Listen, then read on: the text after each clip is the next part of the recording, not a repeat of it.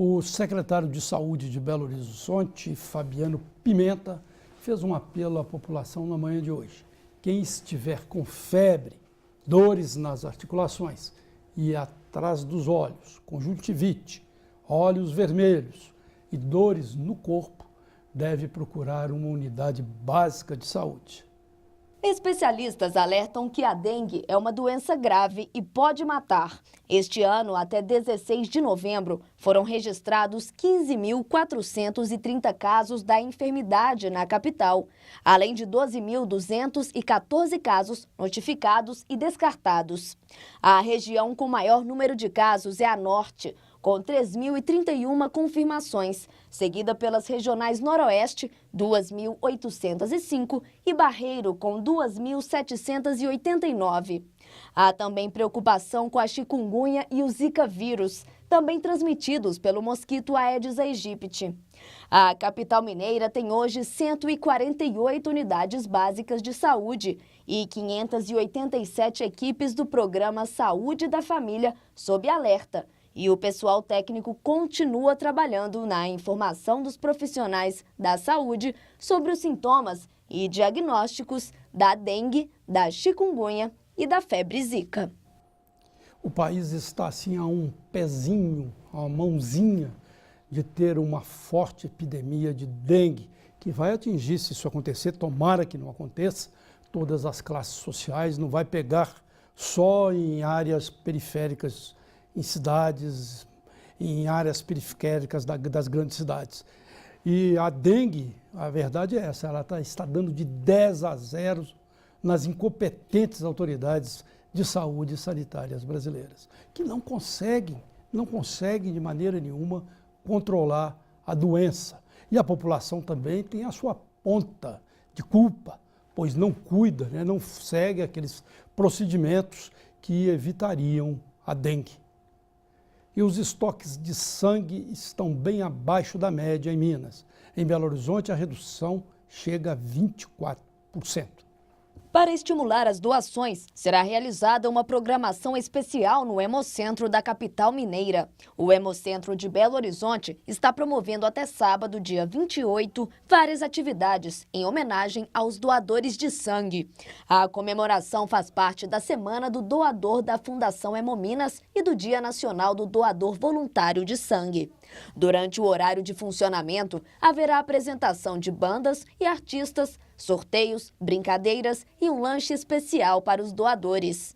Mais informações pelo site hemominas.mg.gov.br. Vamos falar da área de educação. Atrair o interesse e estimular a participação dos alunos são desafios a serem superados pelos educadores atualmente nas salas de aula. Para isso, as estratégias são muitas. Vale criar competições e utilizar a tecnologia. Mesmo com tantas inovações, a utilização dos laboratórios ainda é ideal para aprimorar as habilidades e capacidades dos estudantes. Para falar sobre o assunto, recebemos o professor de Biologia, Ricardo Silva. Ricardo, boa noite, prazer em recebê-lo aqui. Está tudo bem com você? Tudo em ordem. O laboratório, né? A gente vê os laboratórios aí em filmes, a gente vê aí em projeções, principalmente de Estados Unidos, Japão, Rússia, China. Os estudantes vão lá para os laboratórios, pesquisam muito, trabalham muito em laboratórios.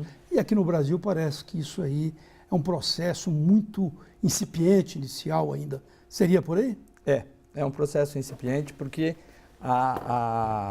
no Brasil a educação, principalmente a educação científica, ela é muito separada, a teoria da prática.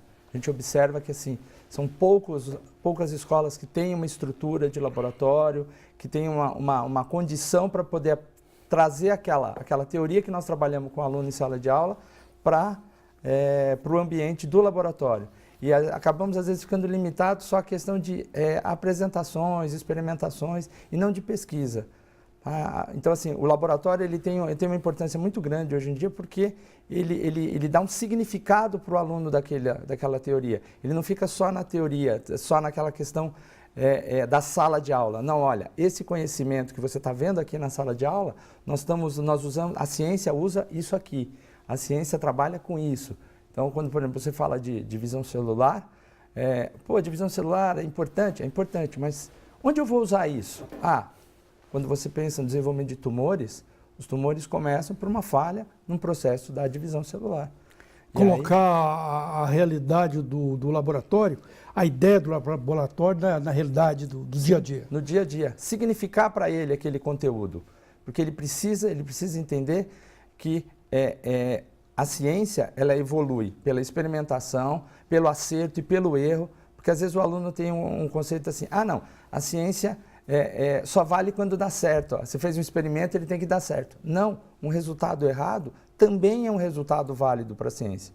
É um caminho que a gente imaginou que poderia seguir e, de repente, não é um caminho correto. Então, nós vamos ter que mudar a nossa forma de pesquisar, de trabalhar aquele conteúdo, tá? Buscando outras soluções. E o mais importante em ciência é a história de compartilhar.